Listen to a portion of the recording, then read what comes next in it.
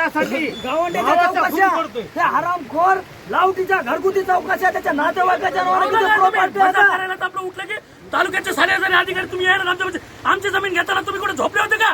कशाला आले होते तुमच्यासोबत? ते झापले ते कशाला आले? ते आमच्या बांधावर आले, मोजले, विहिरी पाशी फोटो काढले, बोर पाशी फोटो काढले, शेतात प्रत्येक झाडापाशी फोटो काढले.